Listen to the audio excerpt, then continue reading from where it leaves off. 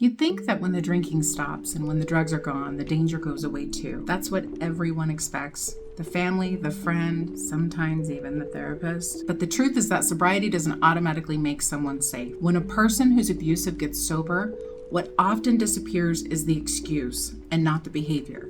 And that's when the control can actually get sharper, cleaner, and harder to spot. Society loves a redemption story.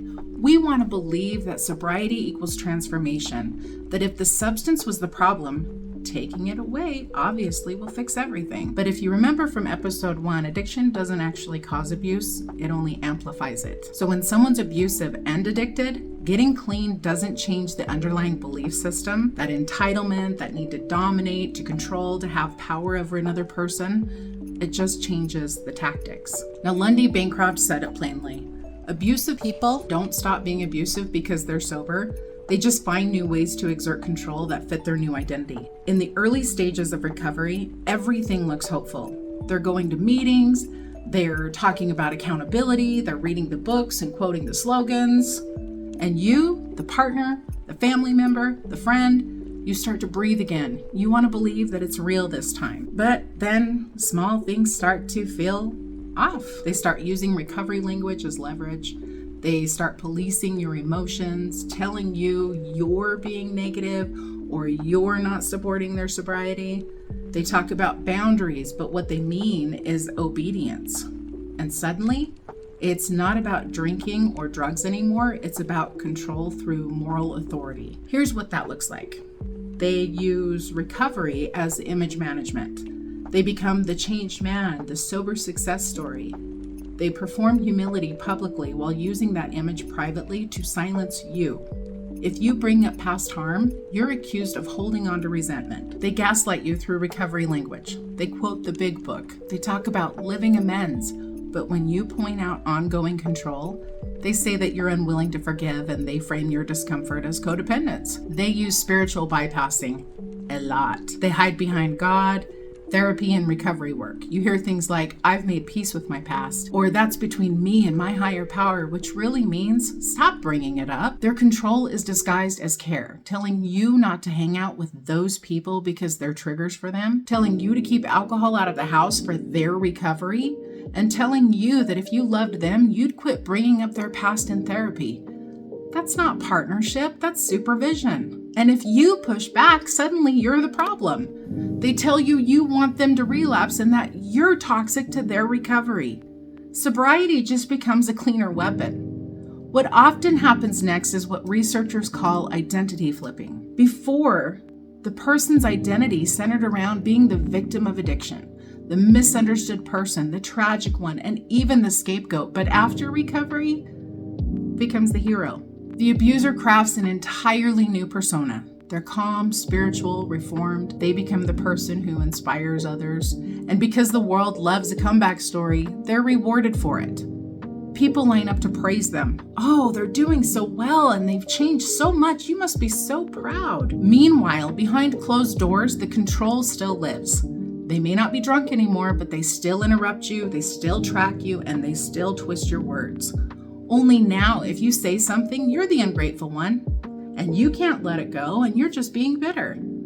That's not recovery, that's just rebranding. When the substance is gone, the abuser loses one kind of power, but they always find another. Sometimes it looks like economic control because now they're reliable, so they manage the finances again, or they change the narrative and rewrite the story. We both made mistakes and you were no saint either. And sometimes it's psychological control, actually more often than not. They tell you that you don't know what it's like to fight addiction and that they've done all the work and you've done none. That's the new hierarchy. They're clean and sober and still in charge. If you've lived through this, you start picking up small tells, like the tension when you bring up the past, the way recovery becomes a script and not a process, and the way you're expected to cater to their healing, but you're not invited into your own. You feel that same knot in your stomach you had before, the one that tells you you're being managed. It's confusing because everyone around you is celebrating their sobriety. You don't want to sound like you're minimizing that, but something in you knows the fear is still there. It's just dressed differently. That is the reality for a lot of survivors. Sobriety didn't end the abuse, it just evolved it. And even after all of that, we haven't even scratched all the way through the surface. Here's another layer. Addiction and abuse overlap in one core feature called entitlement, where the belief that other people exist to regulate the abuser's internal world. When they're using, that entitlement looks chaotic. They yell and manipulate, they're emotionally volatile.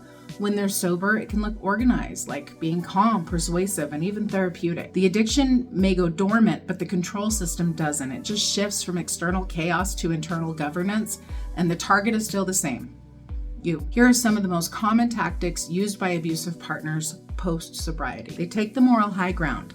I've done the work. When will you? They use their recovery to paint you as emotionally unwell or stuck. They show selective accountability by admitting to surface level wrongs like I wasn't a great partner when I was drinking, but never look at the patterns of coercion and control that they used the entire time they were addicted. They hijack therapy, and I've seen this time and time again in couples therapy. They perform in sight, nodding, taking notes, appearing open, but behind the scenes they pressure you not to make them look bad. Then there's the recovery superiority. They minimize your trauma response by comparing it to addiction. You're addicted to drama and you're addicted to control. And again, they control the narrative. They rewrite the entire story of the relationship, flatten out the abuse, and call it mutual dysfunction. Each of these tactics serves one purpose: to stay in control while looking healed. But what does this mean for you? Well, you're going to start doubting yourself again, because it is so hard to explain to anyone how a person who's sober and polite can still feel so unsafe. You might catch yourself minimizing by saying, well, at least they're not drinking, or justifying that they're really just intense about their recovery. But that pit in your stomach, that's data. Your nervous system remembers patterns your mind is still trying to rationalize. And that's what makes this form of abuse so disorienting, because it's invisible to almost everyone else. In this field, this dynamic has a name: weaponized recovery. It shows up in intimate partner relationships, families, and even workplaces. Research from Evan Stark, Lundy Bancroft, and Lenore Walker all converge on this one point. When coercive control is the core issue, sobriety doesn't end the abuse. It actually often refines it. It moves from overt domination to covert manipulation, from chaos to image management, and from fear-based control to moralized control. And it's often harder for the survivor to name because the old proof is gone. They're in recovery. They're not using anymore. There's no bottles, there's no slurred words, there's no obvious explosions, just quiet control behind clean eyes and rehearsed insight. Now, sobriety is a necessary step for recovery, but it's not a cure for cruelty. If the system that fuels control isn't dismantled, if entitlement, blame, and lack of empathy stay untouched, then sobriety just becomes another stage for the same performance. And for the survivor, that means learning to trust not words, not appearances, but patterns. Watch what happens when boundaries are held. Watch how they respond when you disagree. That's where you'll see whether recovery is real or performative. Real recovery does not demand silence from the people who were harmed. It does not rewrite the past. It does not weaponize healing, and it does not ask you to shrink. If someone's sobriety depends on your compliance, that's not sobriety. That's just another kind of control.